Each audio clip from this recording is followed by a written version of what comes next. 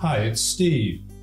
Today we'd like to show you how to replace the ice pan in your refrigerator. It's a really easy repair. Let me show you how we do it.